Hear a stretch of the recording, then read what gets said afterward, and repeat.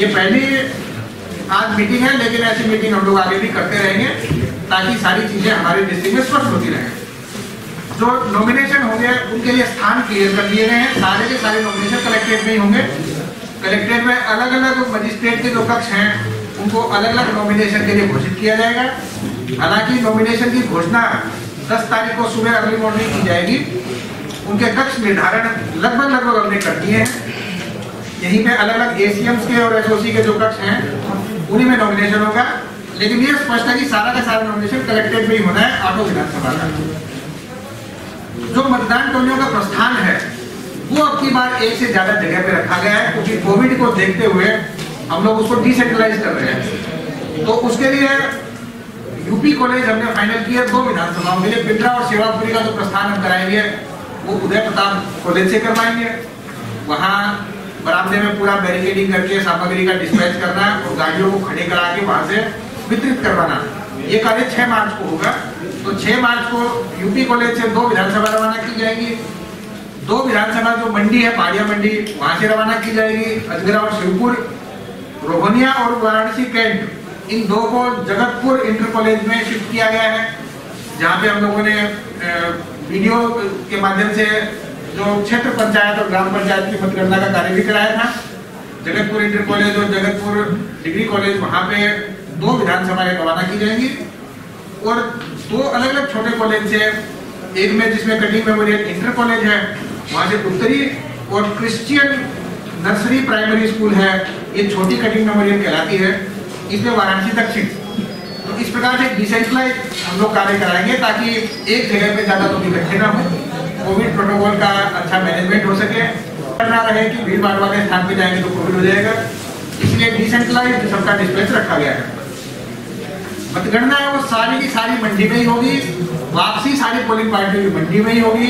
रवानगी चाहे कहीं से भी हो, लेकिन बक्से और ईवीएम जो जमा होनी है वो सारी मंडी में जमा होंगी। वहीं पे 8 विधानसभा के स्ट्रॉन्ग रूम बनेंगे और फिर वही मतगणना के टाइम पे खोले जाएंगे।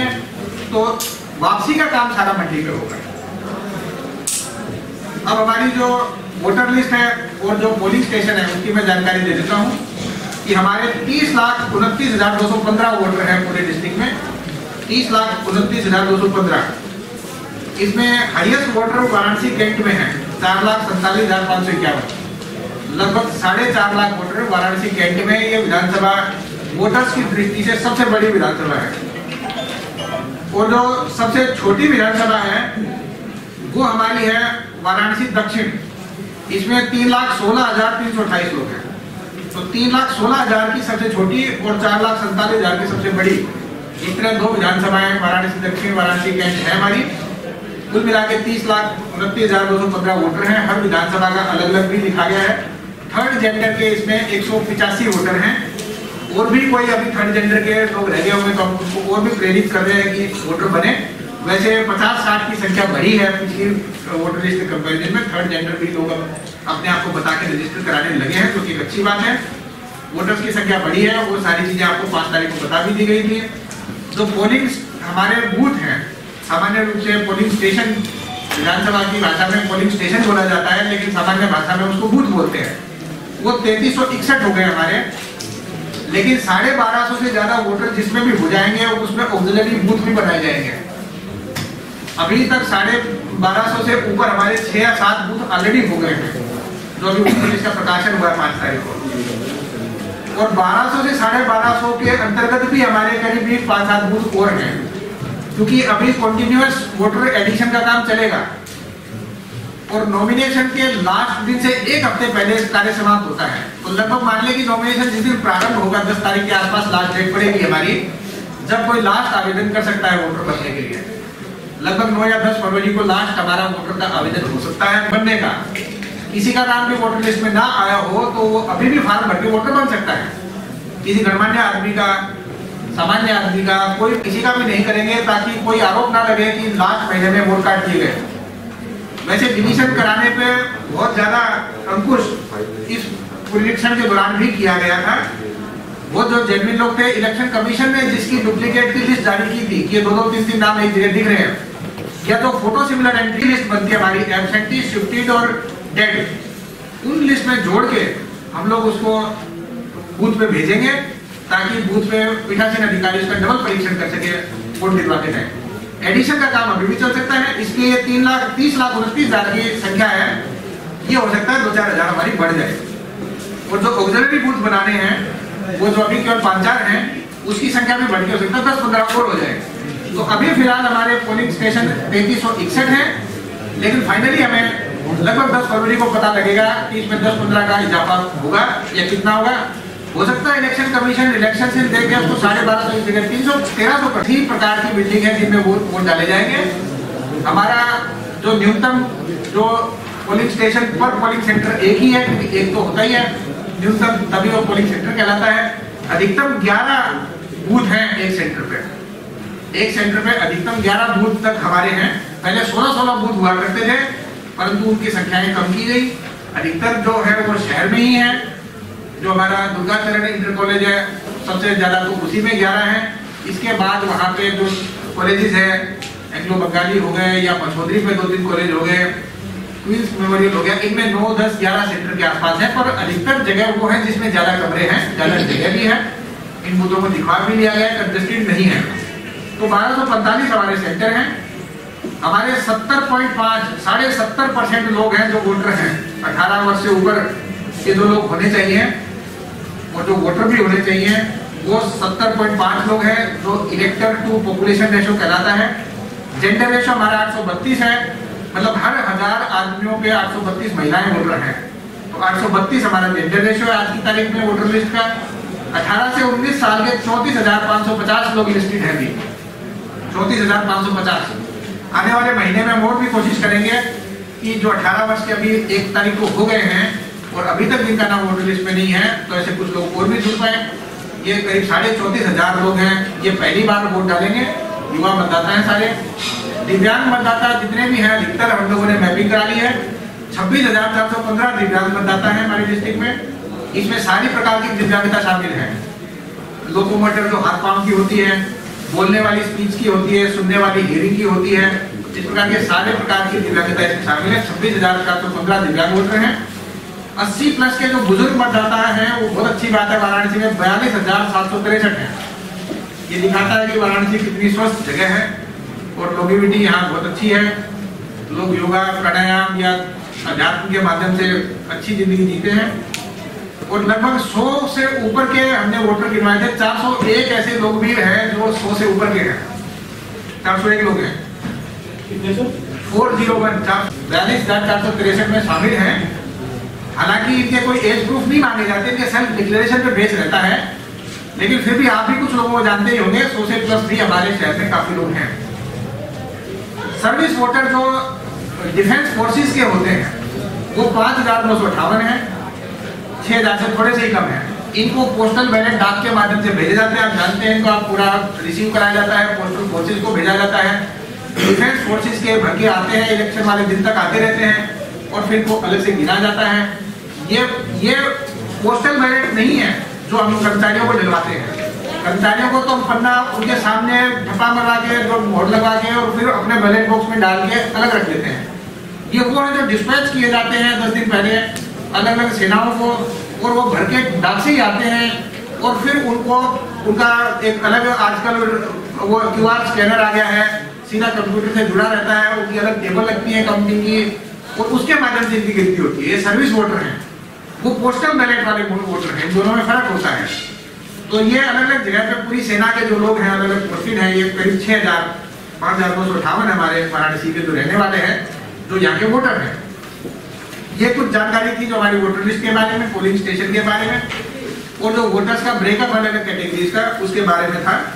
आयोग के द्वारा जो हमारा एपिक कार्ड है इसके अलावा 11 विकल्प भी जारी किए गए हैं, वो 11 विकल्प भी इसमें लिख दिए गए हैं। जो वोटिंग होगी उससे 5 दिन पहले BLO के द्वारा वोटर पर्ची का डिस्ट्रीब्यूशन किया जाएगा। जो भी वोटर लिस्ट है उसमें सारी वोटर पर्चियां निकल के हर वोटर की एक पर्ची और प्रति परिवार एक वोटर गाइड, प्रति परिवार, वो हर व्यक्ति की नहीं है, प्रति परिवार एक वोटर गाइड और हर व्यक्ति का वोटर पर्ची, ये 5 दिन पहले BLO द्वारा घर घर वितरित की जाएगी ताकि सबको पता लग सके कि उसका बूथ कौन सा है और उसे कहाँ वोट डालना है। जो मतदाताओं की सुविधा है बेसिकली वो लगभग पूरी कराई गई है। जो भी उनके सामान्य सुविधा रैंप वगैरह की होती है, पीने के पानी की होती है। गर्मी क्योंकि नहीं होगी 7 मार्च को जैसे मई में होती है लोकसभा के टाइम, तो शेड वगैरह की बहुत ज़्यादा आवश्यकता नहीं है, परंतु रैंप, पीने का पानी और मॉडल जो बूथ बनाए जाएंगे उस पर कुर्सी बैठने की व्यवस्था आती रहेगी। कानून व्यवस्था के एंगल से 252 टोटल सेक्टर बनाए गए हैं पूरे डिस्ट्रिक्ट में। लगभग हर जो हमारा सेक्टर मजिस्ट्रेट है उसके पास 15 से 20 के बीच में बूथ हैं। 15-20 बूथ पे एक सेक्टर मजिस्ट्रेट है। 252 सेक्टर मजिस्ट्रेट बनाए गए हैं और लगभग हर 10 सेक्टर मजिस्ट्रेट पे एक जोनल मजिस्ट्रेट भी है। 28 जोन में बांटा गया है पूरे जिले को। 28 जोनल मजिस्ट्रेट है। इनके ऊपर एडीएम स्तर के 8 सुपर जोनल मजिस्ट्रेट भी हैं जो इलेक्शन के दिन इलेक्शन कराएंगे और इलेक्शन से पहले बूथों पे पूरी सुविधाएं हैं कि नहीं है वो देखेंगे और संवेदनशीलता बूथों की है वो भी परखेंगे। आदर्श आचार शुरू हो गई है। पहला कार्य तो 24 घंटे में ही चालू हो गया था। जितनी भी प्रचार सामग्री कैंडिडेट्स की, राजनीतिक दलों की, वो हटवाने का कार्य चला था। तो लगभग हम लोगों ने 20,000 से ज्यादा पोस्टर, बैनर, पम्फलेट वगैरह हटवा दिए हैं। 48 घंटे आज शाम को पूरे होंगे, कुछ आज हटेंगे और कल शाम तक 72 घंटे जब हो जाएंगे तो 100% पूरे जिले में पूरा करना है। कुछ जो छूट गए होंगे वो आज होंगे, बाकी भी जो छूट जाएंगे वो कल होंगे। कल शाम तक पूरे जिले में सारी प्रचार सामग्रियां हटवा दी जाएंगी।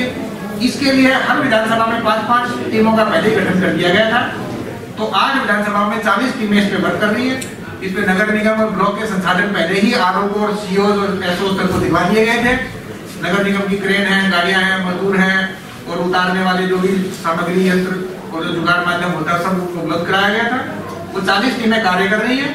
इसके अलावा हमारी हर विधानसभा में 3 स्टैटिक सर्विलांस टीम है, 3 फ्लाइंग स्क्वाड है और 3 ही वीडियो सर्विलांस टीम है।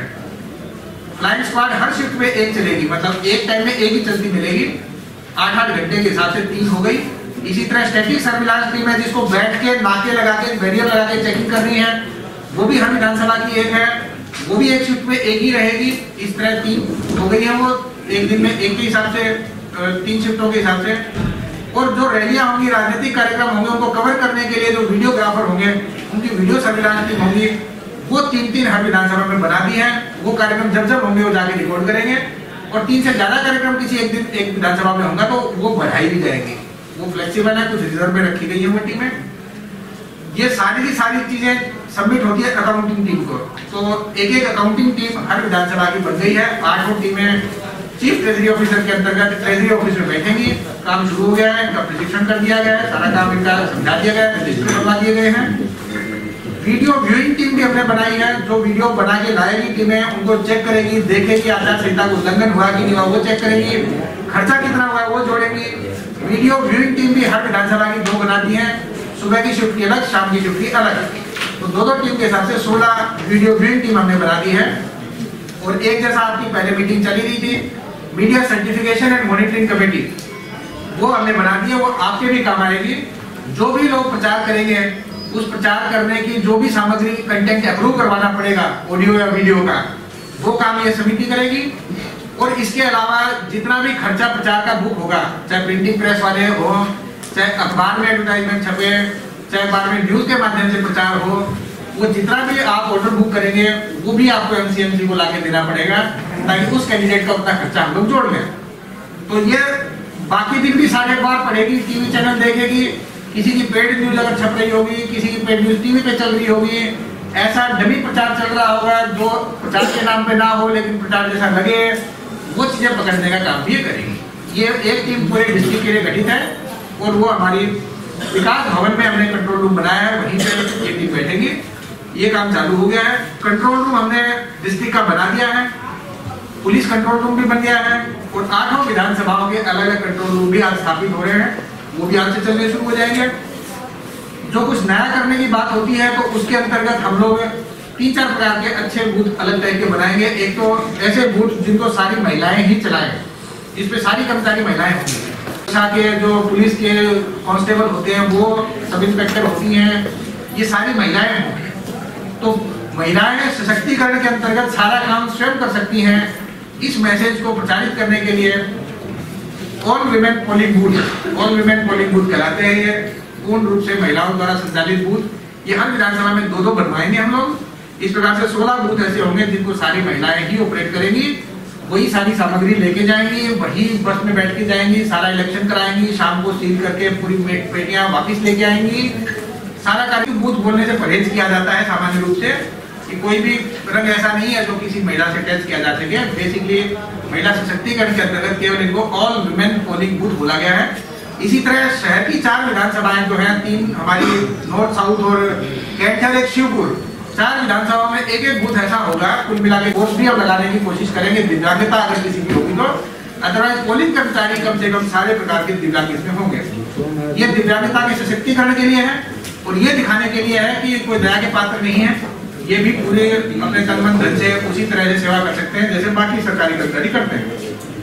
हमारे संवेदनशीलता के एंगल से भी 481 बूथ आइडेंटिफाई हुए हैं, जिनके ऊपर हम लोग माइक्रो ऑब्जर्वर भी लगाएंगे, वेबकास्टिंग भी लाइव करवाएंगे उसकी, और अन्य प्रकार के जो भी मेजर्स होते हैं सीपीएमएफ के फोर्स के लगाने के वो कराए जाएंगे। 481 अभी तक क्रिटिकल बूथ चिन्हित हुए हैं। ये कार्य डायनामिक है, इसमें बढ़ते भी रहते हैं। कुछ पोलिंग पार्टियां, पॉलिटिकल पार्टियां होती है, कुछ कैंडिडेट होते हैं, वो भी अपनी संवेदनशीलता की लिस्ट देते हैं, तो उनके आधार पर ये बढ़ भी सकते हैं। फिलहाल 481 हैं जो प्रशासनिक मशीनरी और पुलिस मशीनरी ने सेलेक्ट किए हैं। जितनी मशीनें हमको चाहिए, 3361 बूथ हैं, तो 3361 सीयू, 3361 बीयू और इतने वीवीपैट चाहिए। इसके क्रम में हमारे पास 140-150% तक मशीनें उपलब्ध हैं। सबकी फर्स्ट लेवल चेकिंग हो गई है। 1.5-2 महीने फर्स्ट लेवल चेकिंग मंडी में चली थी। कुछ पोलिंग पार्टियों, पॉलिटिकल पार्टियों के लोग भी इसमें गए थे देखने के लिए, उन्होंने हस्ताक्षर भी बनाए हैं अपने कि जो चेकिंग हो रही है मशीनों की वो ठीक हो रही है ना। फर्स्ट लेवल चेकिंग कराने के बाद लगभग 140-150% मशीनें हमारे पास मंडी में रिजर्व हैं। उन्हीं में से जो टोटल 100% मशीनें चाहिएगी, फिर कुछ रिजर्व चाहिए 10 या 20%, जितनी भी आगे कहेगा वो रिजर्व मशीनें इसमें रखी जाएंगी, बूथों में भेजी जाएंगी। ट्रेनिंग के लिए ऑलरेडी हमारी कुछ मशीनें फील्ड में चल रही हैं। 4 गाड़ियां हमने लगा रखी है मोबाइल, वो अलग अलग विधानसभाओं के लोगों को ट्रेनिंग देती है। अब हम उनकी संख्या और बढ़ाएंगे, तहसील में, ब्लॉक में, नगर पालिका, नगर निगम के ऑफिस में, बड़े बड़े मेन चौराहों पे, और आपके यहाँ भी जितने बड़े मीडिया हाउस हैं उनके ऑफिस में भी लाके लोगों को वोट डालने का तरीका सिखाएंगे कि वोटिंग कैसे की जाती है, वीवीपैट कैसे काम करता है।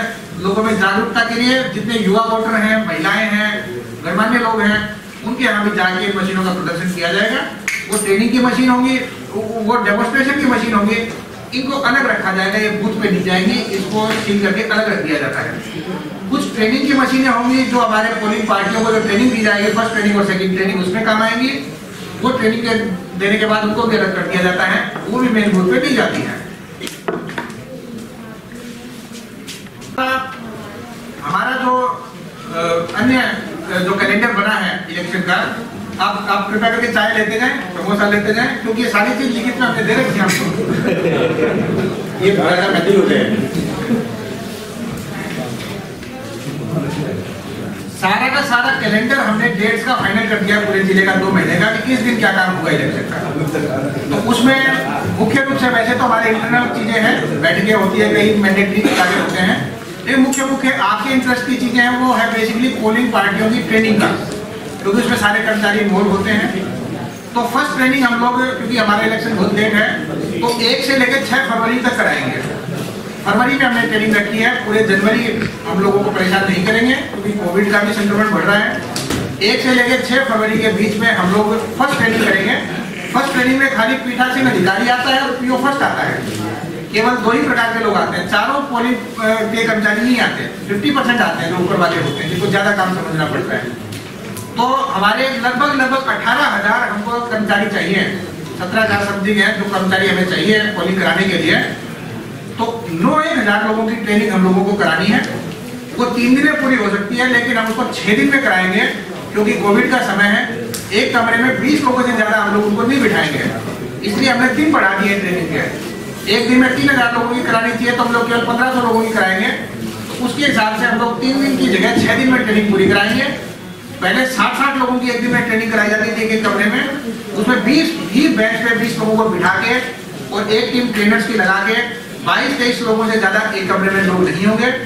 कमरों की कैपेसिटी सबकी 50-60 के आसपास है, हम खुद भी लेके आए हैं, लेकिन पूरा कोविड प्रोटोकॉल से बचाते हुए सबको कम से कम लोग एक जगह इकट्ठे करते हुए हम लोग पहली ट्रेनिंग 6 दिन में करेंगे।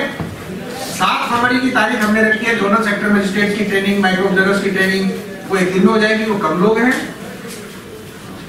जो दूसरी ट्रेनिंग हम करेंगे वो नॉमिनेशन का काम पूरा हो जाता है, उसके बाद होती है दूसरी ट्रेनिंग। और दूसरी ट्रेनिंग में वोटिंग भी होती है कर्मचारियों की, लगेगा कि कितने कैंडिडेट लड़ रहे हैं। तो 22 तारीख को इनका पर्चा छप के आएगा, जो हमारा पोस्टल बैलेट होता है। 22 को छपेगा, 23 को इनको तैयार कराएंगे। तो 24 तारीख से हम लोग सेकंड ट्रेनिंग चालू कराएंगे। 24 से लेकर 28 तारीख तक हम कोशिश करेंगे 5 दिन में खत्म हो जाए। अभी शेड्यूल पूरा नहीं बनाया है। 1 मार्च की शिवरात्रि है, उस दिन छोड़ते हुए फिर 2 और 3 तारीख को भी हम ट्रेनिंग चलाएंगे अगर जरूरत पड़ती है तो। सेकंड ट्रेनिंग के बारे में पूरी चीज अभी डिसाइड नहीं की हम लोगों ने। कोविड का व्यवहार कैसा रहता है उस पर डिपेंड करता है। अगर 24 फरवरी तक खत्म ही हो गया कोविड, तब तो हम रूटीन में कराएंगे ट्रेनिंग। एक कमरे में 40-40 लोगों की, अदरवाइज एक कमरे में 20 लोगों की, और संख्या हम सेंटर्स की बढ़ा तीनों को प्रयोग करेंगे। लेकिन अगर सेकंड ट्रेनिंग में भी कोविड रहेगा तो डिसेंट्रलाइज ट्रेनिंग भी कराएंगे। जहां से प्रस्थान होना है पोलिंग पार्टियों का उसी कॉलेज में करा देंगे। जगत नारायण इंटर कॉलेज में प्रस्थान हो रहा है तो सेकंड ट्रेनिंग उस विधानसभा की वहां करा देंगे। कटिंग मेमोरियल में करा देंगे। उदय प्रताप से प्रस्थान हो रहा है तो वहां करा देंगे। तो कॉलेजेस की संख्या भी हम बढ़ा सकते हैं सेकंड ट्रेनिंग में अगर कोविड ज्यादा रहा तो उसमें भी पूरा प्रोटोकॉल फॉलो करवाएंगे। कर्मचारियों को कोई दिक्कत ना हो ट्रेनिंग करने में, और ट्रेनिंग की वजह से अफेक्ट ना हो कर्मचारी, इसका पूरा ध्यान रखेंगे। दूसरी प्रकार की ट्रेनिंग है हमारी काउंटिंग की, क्योंकि 7 तारीख को वोटिंग है, 10 को काउंटिंग है, तो उसके बीच में ट्रेनिंग करना मुश्किल हो जाएगा। हमको बहुत कम दिन मिल रहे हैं, केवल 2 ही दिन मिल रहे हैं। इसलिए काउंटिंग के लोगों की ट्रेनिंग भी हम पहले ही कर देंगे इलेक्शन से। पहली ट्रेनिंग हम 8 फरवरी को रखेंगे और दूसरी 5 मार्च को रखेंगे। तो पोलिंग से पहले ही हमारी काउंटिंग की ट्रेनिंग खत्म हो चुकी होगी। जिनकी भी काउंटिंग की ड्यूटी लगेगी वो तैयार रहेंगे। और जैसे ही 7 को इलेक्शन होगा, 8 लोगों को उनको ट्रेनिंग उनका चार्ट बना के ड्यूटी चार्ट लागू करते हुए सीधे हम उनको 10 तारीख को काउंटिंग करा देंगे। तो 5 मार्च को ही हम उनकी सेकंड ट्रेनिंग कर देंगे, जो इलेक्शन से 2 दिन पहले है, ताकि सारा ट्रेनिंग का कार्य पूरा हो जाए इलेक्शन से पहले। उसके बाद बहुत कम समय हमको मिल रहा है। उम्मीदवारों की बैठक भी हम लोगों ने रखी है। 21 तारीख को सारे उम्मीदवार पूरे हो जाएंगे, तो 22 तारीख को उम्मीदवारों की बैठक रखी है। वो खुद आए चाहे उनके इलेक्शन एजेंट आए, उनको अपना व्यय लेखा जो होता है एक्सपेंडिचर का पूरा रजिस्टर भरना होता है वो भी सिखाएंगे। ईवीएम से वोटिंग कैसे देनी है वो सिखाएंगे। आचार संहिता क्या क्या उनके ऊपर लागू है वो सिखाएंगे। वो सारा प्रशिक्षण 2-1 घंटे का उनका चलेगा। 22 तारीख को हमने कैंडिडेट्स को बुलाया है और 3 दिन हमने उनके ऐसे रखे हैं जिस दिन उनके रजिस्टर चेक होंगे। जो खर्चा वो करेंगे उसका एक रजिस्टर उनको दिया जाएगा बनाने के लिए। वो भरना कैसे हो तो हम 22 को सिखा देंगे, लेकिन 3 बार उनको चेक कराना पड़ता है इस 14 दिन के टाइम पीरियड में। वो 3 तारीख में हमने निश्चित कर दी है। एक 24 फरवरी को बुलाएंगे उनको, फिर 28 फरवरी को बुलाएंगे और फिर 4 मार्च को बुलाएंगे। पहले पूर्व में मीटिंग होती रही है हमारी। पोलिंग स्टेशन निर्धारण भी उनके साथ हुआ था, पोलिंग सूची का प्रकाशन हुआ था, वोटर लिस्ट का, तब भी मीटिंग हुई थी। आज भी हमारी मीटिंग 1 बजे होने जा रही है। राजनीतिक दलों पे क्या आचार संहिता लागू है वो 1 बजे अभी आपके बाद उनकी मीटिंग हम करेंगे, उनको बताएंगे। उनके जो भी प्रश्न होंगे वो दूर करेंगे। अलग अलग अनुमतियां कहाँ से जारी होंगी वो सारा सिस्टम उनको बताएंगे। कंट्रोल रूम का सिस्टम बताएंगे। पूरा सहयोग से काम हो ये भी हम बताएंगे। असहयोग ना हो, विश्वास से काम करें सारे लोग, ये चीजें बताई जाएंगी। ऑब्जर्वर हमारे जनरली जो नॉमिनेशन का लास्ट डेट होता है उससे 1 दिन पहले आते हैं। तो नॉमिनेशन 17 तारीख को खत्म होगा, तो ज्यादा संभावना ये कि 15 या 16 फरवरी को हमारे ऑब्जर्वर आएंगे। सारे ऑब्जर्वर सर्किट हाउस में रुकेंगे, वहीं इनके रुकने की व्यवस्था है। जब वो आएंगे तो उनके फोन नंबर भी जारी किए जाएंगे। सामान्य लोग कंप्लेंट करना चाहें, पॉलिटिकल पार्टी से मिलना चाहें, तो सारी व्यवस्था सर्किट हाउस में रहेगी। अलग अलग चीजों की रेट लिस्ट सारी निर्धारित कर दी गई है। किस चीज का क्या मूल्य होगा आपको भी जानकारी के लिए हम लोग दिलवा रहे हैं। उसमें जितने भी प्रकार का खर्चा कैंडिडेट कर सकता है उसकी हर चीज का निर्धारण और फिर उस पर सहमति पॉलिटिकल पार्टी की बना के उनके हिसाब से दोबारा से उसको एनालाइज करके वो लागू कर दी गई है। अब जो भी खर्चा होगा उसके हिसाब से बुक होगा, चाहे वो सस्ते में कराएं चाहे महंगे में कराएं, परंतु वो खर्चा हम लोग पकड़ेंगे ताकि यूनिफॉर्मली सबके ऊपर लागू रहे। तो ये कुछ मुख्य चीजें थी। इसके अलावा कुछ लोगों की ये भी इंटरेस्ट था जानकारी करने में कि पहले के इलेक्शन में क्या क्या कार्रवाइयां होती रही है। तो मैं आपकी जानकारी में ला दूं कि पूर्व में 9 FIR हमारे यहाँ पे हुई थी आचार संहिता उल्लंघन की, जिसमें चार्जशीट लग गई थी। और चार्जशीट लगने के बाद वो सारे न्यायालय में मुकदमे चल रहे हैं। अभी एक में भी फैसला आया नहीं है फिलहाल, लेकिन प्रोसिक्यूशन के माध्यम से इलेक्शन कमीशन का मैसेज हमने किया है सभी माननीय न्यायालयों को कि उनको जल्दी डिसाइड कर लें। इसमें 2017 का जो विधानसभा इलेक्शन था, इसमें हमारी 5 FIR हुई थी, 5 में चार्जशीट लगी थी, और लोकसभा में 5 FIR हुई थी, जिसमें 1 में FIR लगी थी लेकिन 4 में चार्जशीट गई थी। तो लोकसभा के 4 मुकदमे और विधानसभा के 5 मुकदमे, इस तरह 9 मुकदमे न्यायालय में विचाराधीन है। एक कैंडिडेट थे जिनको डिबार किया गया था इलेक्शन कमीशन के द्वारा।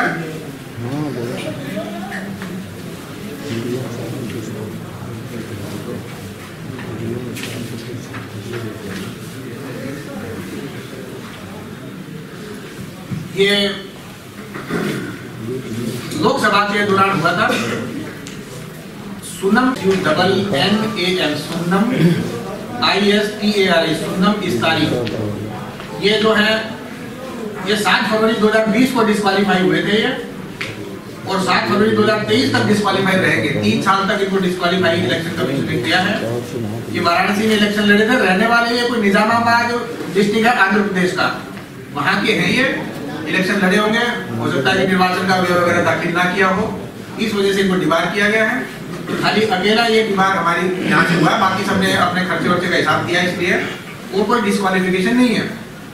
हमारा सबसे बड़ा चैलेंज डिस्ट्रिक्ट का इलेक्शन कमीशन के द्वारा पूछा गया था, और लगभग स्पष्ट भी है कि इलेक्शन जहां तक मशीनरी का सवाल है या इलेक्शन कराने का प्रोसेस का सवाल है, उसमें कोई विशेष दिक्कत नहीं है। वो तो बाकी जिलों में जैसी व्यवस्थाएं लगभग यहाँ भी है ही। केवल पोलिंग परसेंटेज का एक इशू है कि लोगों की पोलिंग परसेंटेज यहाँ पे बहुत कम है। तो आपकी जानकारी के लिए मैं बता भी दूं कि ये हमने पिछले 4 बार का पोलिंग परसेंटेज दिया है, मैं आपको दिलवा देता हूँ, आप अपने हिसाब से उसको लिख भी सकते हैं। 2012 की पोलिंग में खाली 57.35% लोगों ने वोट डाला था, 57.35%। फिर 2014 में थोड़ा सा बढ़ा है, 58.33 हो गया, 1% लगभग बढ़ा, 57.35 से बढ़ गया 58.33 हो गया।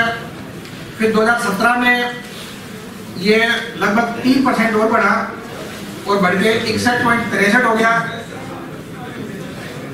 और विधानसभा के बाद लोकसभा में घट गया वापिस, और लोकसभा में 2019 की वजह में 58.82% हो गया।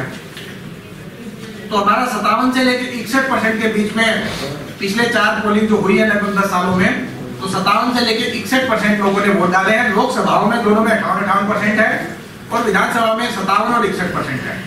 अब फिर विधानसभा इलेक्शन है, पिछली विधानसभा से कंपैरिजन होगा तो 61% से होगा, लोकसभा से होगा तो 58% से होगा। कहने का मतलब है कि लगभग 40% लोग वोट नहीं डालते वाराणसी में। ये सबसे बड़ी चिंता की बात है कि जो भी कैंडिडेट इलेक्ट होते हैं वो 60% लोग इलेक्ट कर देते हैं, 40% का भागीदारी रहती नहीं है। वाराणसी जैसी जागरूक जगह में ये बहुत ही कष्ट की बात है।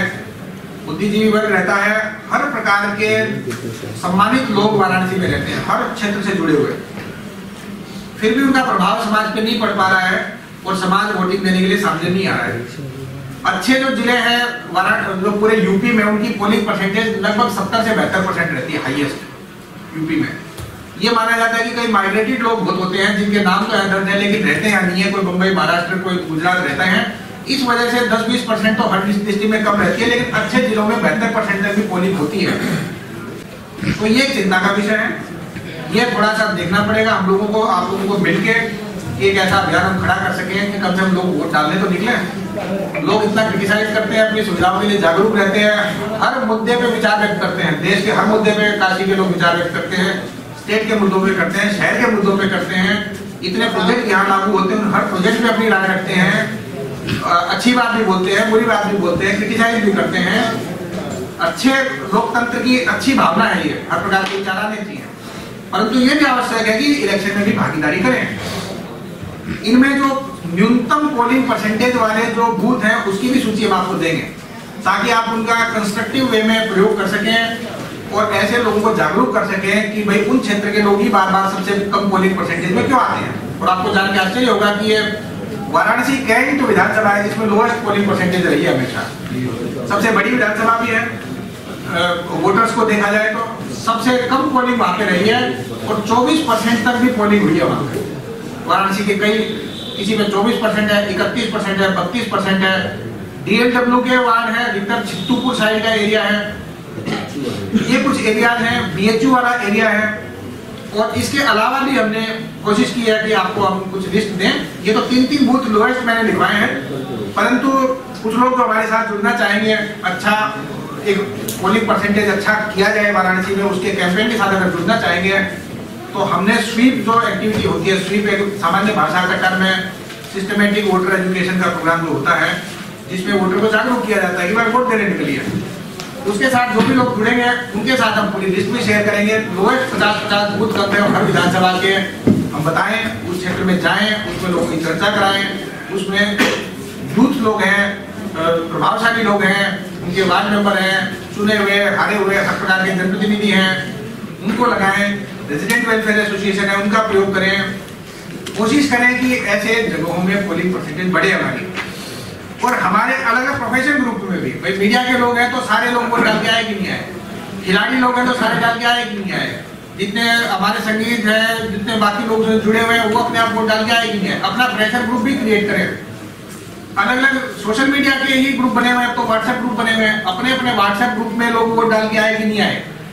दिव्यांग है तो सारे दिव्यांग वोट डाल चुके कि नहीं डाल चुके। सरकारी कर्मचारी है तो पोलिंग हुई कि नहीं हुई ढंग से उनकी इलेक्शन से पहले जो होती है, तो ये सारे पोलिंग परसेंटेज बढ़े। तो ये हमारी कोशिश होनी चाहिए। इसके लिए हम लोग सारे लोग एक साथ काम करेंगे, 1-2 दिन में बना के आपसे शेयर करेंगे, जुड़ेंगे, हम पॉजिटिव एक माहौल खड़ा करेंगे वाराणसी में कि ज्यादा से ज्यादा पोलिंग हो हमारी। और एक क्रिकेट मैच आपका टूर्नामेंट है वो भी हम प्रायोजित करने का प्रयास कर रहे हैं कि एक अच्छी भावना से मीडिया के साथ एक क्रिकेट मैच की शुरुआत भी की जाए जिसमें सारे लोग खेलें और उसके माध्यम से भी एक मैसेज दिया जा सके कि सारे लोग वोटिंग के लिए एकजुट हों। और काशी पे ये जो नाम खराब होने का लगा हुआ है ठप्पा कि 58% पोलिंग होती है, कितनी भी मेहनत कर ले, उसको ले जाके कम से कम 10% तो बढ़ाएं, हम लोग 70% तक को अचीव करने की कोशिश करें। तो ये हमारी कोशिश होनी चाहिए। तो कुल मिला के सारी बातें थी, लिखित में आपको सारा दिलवा रहा हूँ। इसके अलावा आपको कोई भी प्रश्न हो पहले पूछ लें, लास्ट में हम लोग ये बाइट वाला काम करेंगे। 2 चीजें, एक तो बड़ी चुनौती होगी कोविड में, जो आपने बताया बुजुर्ग, दिव्यांग और कोविड के जो पेशेंट होंगे बैलेट से वोट कराने के लिए, इसके लिए क्या योजना है? और जैसा निर्वाचन आयोग ने कहा जो कर्मचारी होंगे बूस्टर डोज के बारे में, उसकी प्लानिंग क्या कर सकती है? कोविड को लेके जो हमारी पब्लिक है, सबसे पहले पब्लिक में अभी इसके दिशा निर्देश जारी हो रहे हैं। जो भी लोग दिव्यांग और बुजुर्ग होंगे जो ये चाहेंगे कि वो घर से वोट दें, उनके वोट घर से ही दिलवाए जाएंगे, लेकिन उनकी चॉइस उनसे पहले पूछी जाएगी। ऐसा नहीं है कि 42,000 प्लस 26,000, ये करीब हमारे 68,000 हो गए, लगभग 70,000 रुपये मान देते हैं, तो सीधा 70,000 लोगों के यहाँ नहीं जाएंगे हम लोग। पहले BLO के माध्यम से इनकी चॉइस ली जाएगी, तो इनकी वोटर लिस्ट में ये नाम सारे बूथ वार पहले प्रिंट करवा रहे हैं हम लोग। हर बूथ पे कितने 80 प्लस बुजुर्ग हैं वो लिस्ट और दिव्यांगों की लिस्ट, ये दोनों प्रिंट करवा रहे हैं। इसको हम लोग जैसे ही इलेक्शन कमीशन के निर्देश जारी होंगे उस डेट को हम लोग सारे BLOs को घर घर भेजेंगे, वो ऑप्शन लेंगे, उस ऑप्शन में जितने लोग मार्क हो जाएंगे उनको हम लोग जोड़ेंगे और जोड़ने के बाद केवल उन्हीं की वोटिंग कराई जाएगी। मान लो 70,000 में 10,000 ही कहते हैं तो घर से वोटिंग करेंगे, बाकी 60,000 कहते हैं तो अट्टे हम तो जाएंगे बूथ पे। और हम लोग तो इतने वो नहीं है, घर से बैठ के क्यों वोट करें, एक तो ये। और जब वोटिंग कराई जाएगी तो वोटिंग के दिन, इलेक्शन के दिन से हफ्ता पहले ही होगा। जब हमारे कर्मचारी वोट कर रहे होंगे अपनी सेकंड ट्रेनिंग के दौरान, सेकंड ट्रेनिंग 24 फरवरी से चालू है, 24 से 28 फरवरी 5 दिन सेकंड ट्रेनिंग चलेगी, तो 24 से 28 के बीच में ही उनको घर घर भेज के हम लोग वोटिंग करवाएंगे। 22 तारीख को पोस्टल बैलेट छपेगा, 23 को उसकी तैयारी चलेगी। तो जो घर घर पोलिंग होगी उसके लिए 2 ही दिन निश्चित किए जाएंगे। उन्हीं 2 दिन में जितनी टीम हमको बनानी पड़ेगी बनाएंगे और जितने लोग पहले चॉइस देंगे उनके घर में भेजेंगे। और ये टेंटेटिव मानेगी 26-27 फरवरी के आसपास उनके वोट हम घर से कास्ट करवा के मंगवा लेंगे और ट्रेनिंग में जमा कर देंगे। दूसरा, कोविड के जो मरीज हैं उनके बारे में, तो कोविड के मरीज, अभी कोविड की वेव शुरू हुई है, अधिकतर एक्सपर्ट्स का प्रेडिक्शन है कि जनवरी के लास्ट वीक में एक पीक पे आ जाएगी और 15 फरवरी के बाद घटने लगेगी। तो कोविड के जो पेशेंट्स हैं उनका डाटा स्वास्थ्य विभाग से हम लोग निकालेंगे लगभग 15 फरवरी के आसपास। और 15 फरवरी में जिसकी हॉस्पिटलाइजेशन होगी या जो गंभीर कोमॉर्बिड लोग होंगे जिनके बारे में कोई सर्टिफिकेशन होगा, उस समय एक्टिव पेशेंट कितने होंगे और उस समय ऐसे लोग कितने होंगे जिनको कोविड बहुत ज्यादा हो सकता है, तो वो कैटेगरी में जितने भी लोग आएंगे वो निर्धारण लगभग 15 फरवरी के आसपास करते हुए उनकी पोलिंग भी दिव्यांगों के साथ और 80+ के साथ साथ उन्हीं 2 दिन में करा देंगे। तीसरा, कर्मचारियों को बचाने के लिए जैसा मैंने बताया कि ट्रेनिंग के दौरान हम न्यूनतम कर्मचारी एक कमरे में रखेंगे। कमरे हमने बढ़ा दिए, दिन हमने बढ़ा दिए और जरूरत पड़ी तो कॉलेज भी बढ़ा देंगे, ट्रेनिंग सेंटर भी हम लोग बढ़ा देंगे। तो ट्रेनिंग की वजह से कोई कर्मचारी कोविड इफेक्टिव ना हो। इलेक्शन कमीशन ने कोविड से ही बचने के लिए जो वोटर्स की संख्या होती है बूथों पे वो भी कम कर दिए, 1200 कर दी। पहले 1500 से ऊपर बूथ बनते थे और हमारे यहाँ करीब 2650 बूथ हुआ करते थे। अब 441 बूथ बढ़ गए केवल इसी कारण से कि 1500 से कम करके हमको 1200 की संख्या पे लाना पड़ा और 300 वोटर हर जगह कम करने पड़े। इसलिए बूथ हमारे बढ़ के 441 बढ़ के 3361 हो गए हैं। ये भी इलेक्शन कमीशन ने इसीलिए किया है कि 1600 लोग जहां पोलिंग करने जाते हैं वहां 1200 लोग ही जाएंगे और क्योंकि पोलिंग हो ही रही है एवरेज 60%, तो 1200 का भी 60% लोगों को वहां वोट डालना है। 1200 का 60% देखा जाए तो लगभग 720 लोग हो गए। 750 लोगों को वोट डालना है और वो भी 11 घंटे में, तो लगभग 1 घंटे में 1 मिनट या 2 मिनट में एवरेज एक व्यक्ति आएगा। इट मीन्स वहां कमरे में या लाइन में भी तो जो संख्या होगी वो कम होगी। तो इलेक्शन कमीशन ने बूथ भी इसीलिए बढ़ाए हैं, वो कोविड को देखते हुए बढ़ाए। और लास्टली हर किसी को मास्क कंपलसरी कर दिया है। मास्क और हम लोग 2 फीट की जो दूरी है लाइनों को लगवाने की बूथ पे वो भी इंश्योर करवाएंगे। मास्क वहां पे एक्स्ट्रा हम लोग पब्लिक के लिए भी रखेंगे। कर्मचारियों को ट्रेनिंग के दौरान और पोलिंग के दौरान मास्क, सैनिटाइजर, फेस शील्ड और दस्ताने ये हमें फ्री देने हैं। इसका टेंडर भी कर दिया हमने, टेंडर खुल भी गया है। ये सामग्री पूरी हम इलेक्शन ऑफिस से खरीद रहे हैं, स्वास्थ्य विभाग भी नहीं दे रहा, इलेक्शन ऑफिस खरीद रहा है इसको बाकायदा। वो कर्मचारियों को प्लस पब्लिक को प्रोटेक्ट करने का भरपूर प्रयास करेंगे। इलेक्शन कमीशन की गाइडलाइन आपको पता है, 15 तारीख तक उन्होंने रैलियों पे और जो पदयात्रा है, जो प्रोसेशन है, उनमें रोक भी लगा दी है। जो कार्य करना है तो वर्चुअल करिए या 50% तक की जो कमरे की गाइडलाइन है, बंद कमरे के हाल के अंदर 100-200 लोगों का सम्मेलन करना है तो वो कार्यकर्ता सम्मेलन कीजिए। तो ये गाइडलाइन भी जैसे जैसे इलेक्शन कमीशन की आती जाएंगी, बढ़ती जाएंगी, उसका पालन कराएंगे। और आज रेस्ट्रिक्शन भी लागू किए गए हैं। आज से जो लागू हुए हैं कोविड को देखते हुए वाराणसी में ज्यादा केस आ गए हैं। उसमें भी हमने 2 ही चीजें मेन रखी है। एक तो लोग जिनको आवश्यकता नहीं हो घर से बाहर ना निकले, भाई जिसका बहुत इसेंशियल काम है, मार्केट का काम है, जिसको दुकान पे जाना है, नौकरी पे जाना है, वो लोग जाए। लेकिन 10वीं कक्षा तक के बच्चों की छुट्टी कर रखी है हमने, तो उन लोगों को घर से निकलना नहीं चाहिए आइडियली। इसी तरह 60 साल से ऊपर के बुजुर्गों को कॉशन डोज लगने लगी, जिसको बूस्टर कहते हैं, उनको ऑलरेडी गवर्नमेंट 3rd डोज लगा रही है, तो ऐसे लोगों को भी डर है कि भाई बीमारी ना हो जाए कोविड की, तो वो भी ना निकले। तो इन 2 कैटेगरी के लोगों को जब तक इमरजेंसी ना हो तब तक घर से बाहर ना निकले। ऐसा नहीं है कि घर में कैद हो गए हैं पर इमरजेंसी नहीं है तो ना निकले। भाई कोई ट्रेन काम से नहीं जाते थे, अब पार्क है, जैसे शाम को केवल टहलने, केवल टाइम पास करने जाते थे, घाट है या बाकी जगह है, स्टेडियम है, ये शाम को बंद किए गए हैं ताकि शाम को अननेसेसरी ना है। हेल्थ पर्पज से सुबह घूमना है, टहलना है, सीरियस लोग जो होते हैं हेल्थ के प्रति वो सुबह टहलते हैं, उनके लिए बंद नहीं है। लेकिन शाम को टाइम पास जो करने जाते हैं उनके लिए बंद किया गया है कि अननेसेसरी जाने से बचें, क्योंकि ये सर्दी जुकाम के इन्फेक्शन से ही कोविड का इन्फेक्शन में बदल जाता है। जितने लोग टेस्ट कराएंगे वो पॉजिटिविटी की परसेंटेज पिछली बार 49% पहुंच गई थी पॉजिटिविटी परसेंटेज हमारी, इस बार भी पहुंच सकती है। ऑलरेडी हमारी 390 केस आए हुए हैं 5,500 में से, तो लगभग 8% 7% पॉजिटिविटी रेट आई गई है। तो कोशिश इन 2 चीजों पे रखी गई है कि जिसको ज्यादा काम ना हो घर से बाहर ना निकले, दूसरा ऐसी जगह जहाँ पे आवश्यकता पड़ती नहीं आदमी की जाने की, वहां भीड़ भाड़ ना हो 4 बजे के बाद। इन 2 चीज की कमी की गई है। बाकी सामान्य निर्देश है कि कोविड हेल्प डेस्क का पालन करें, सब लोग मास्क को प्रोमोट करें। तो इन जनरल भी पब्लिक के लिए हम लोग सेंटिमेंट बनाने की कोशिश कर रहे हैं कि खाली इलेक्शन से लिंक ना करें कि 7 तारीख को इलेक्शन है तो उसमें बीमार हो जाएंगे। 7 तारीख तो बहुत दूर है, 2 महीने बीमार हो तो भी हैबिट में ले आइए बाकी चीजें भी, ताकि ना उस टाइम बीमार हो ना इस बार बीमार हो। तो वो चीज भी हैबिट बिल्डअप करने की कोशिश की जा रही है लोगों की। वो तीनों चीजों में काम चालू है, कर्मचारियों के लिए भी, वोटर्स के लिए भी और पब्लिक के लिए भी।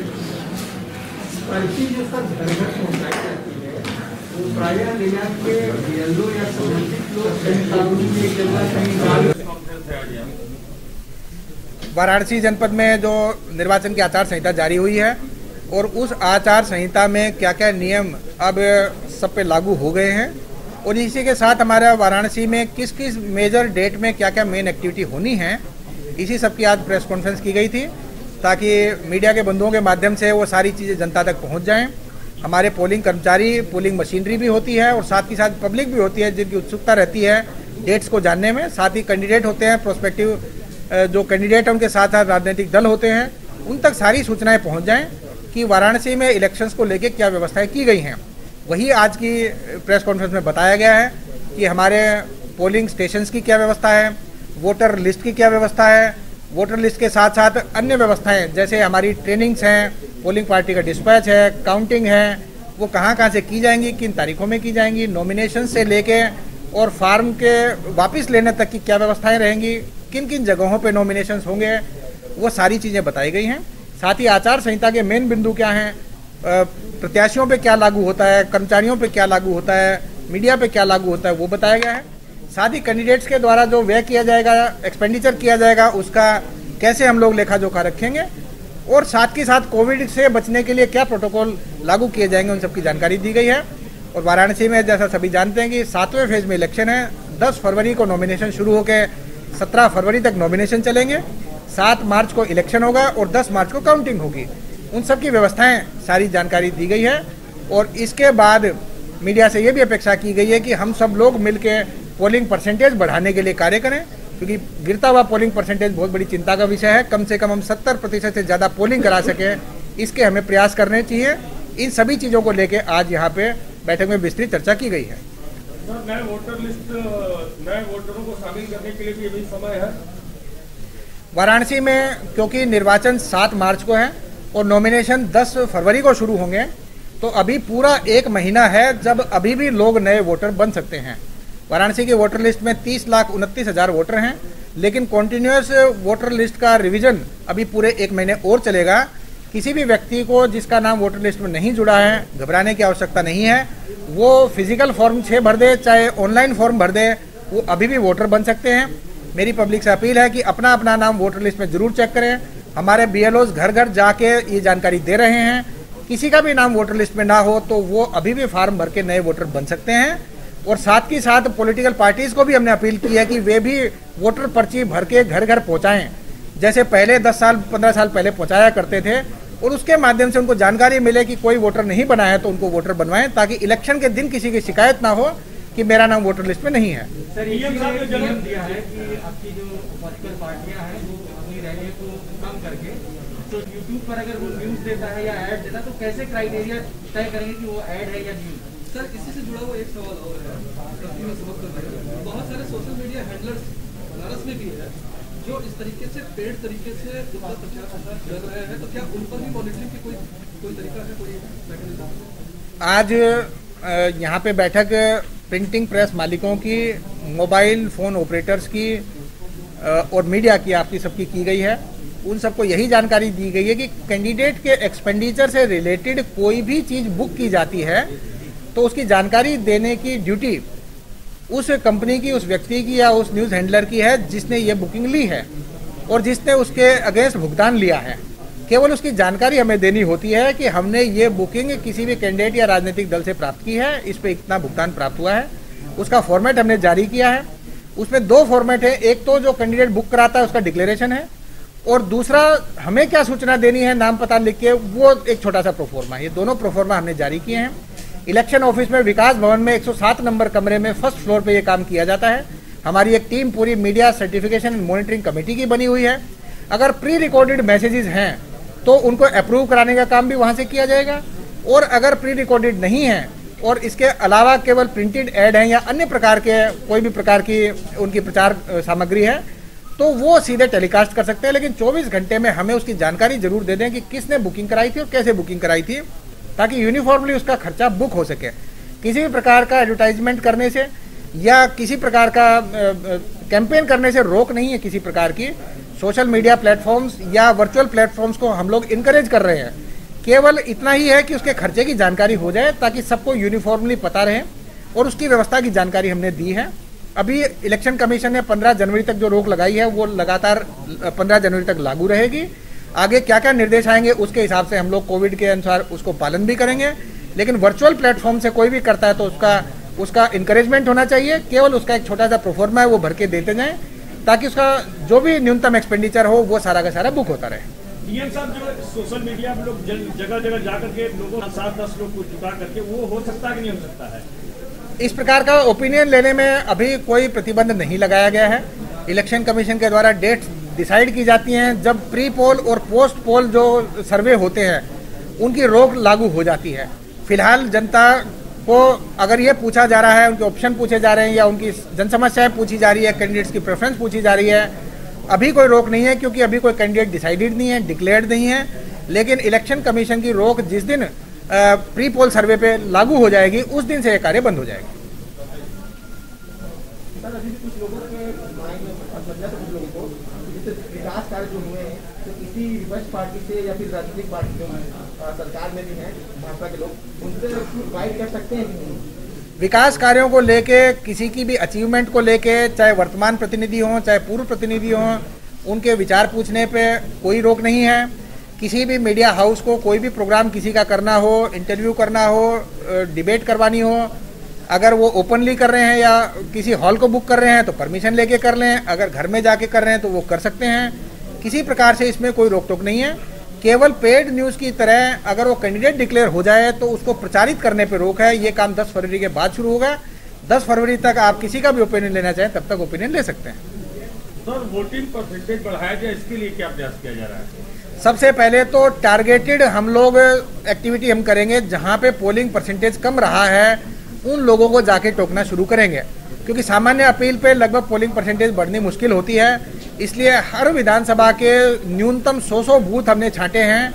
उनके मोहल्लों में जाके स्पेसिफिक बताना पड़ेगा कि भैया आपके मोहल्ले का नाम खराब हो रहा है, वहाँ पोलिंग परसेंटेज बहुत कम है, इसको बढ़ाना है। दूसरा स्ट्रेटजी ये है कि समाज के सारे लोगों को जोड़ना है। हम लोगों ने 5 ब्रांड एम्बेसडर बनाए हैं पूरे शहर में। हम उसको बढ़ा के 50 तक करना चाहते हैं। जो भी प्रतिष्ठित नागरिक हैं उनका अपील हो, उनके माध्यम से संदेश प्रचारित किए जाए। और तीसरा इसमें एक पॉजिटिव सकारात्मक सोशल प्रेशर डेवलप किया जाए कि चाहे रेजिडेंट वेलफेयर एसोसिएशन हो, चाहे सामाजिक ग्रुप हो, चाहे प्रोफेशनल ग्रुप हो, एक दूसरे पर दबाव डालें कि वो वोट डालें और अपनी उंगली पे लगा हुआ निशान उस दिन प्रचारित करें कि मैं वोट डाल आया। ये दोनों तीनों स्ट्रेटेजी हम आपके माध्यम से और आपके सहयोग से लागू करेंगे और कोशिश करेंगे कि 70% से ज़्यादा वाराणसी में पोलिंग हो। डिजिटल इंडिया का digital new platform live VNS पिछले 7 वर्षों से बनारस की सेवा में। पाइए बनारस के कोने कोने की खबर निष्पक्षता के साथ। लाइव VNS से बनारस की ताज़ा तरीन खबरों के लिए प्ले स्टोर से डाउनलोड कीजिए लाइव VNS ऐप या फॉलो कीजिए लाइव VNS को सोशल मीडिया पर।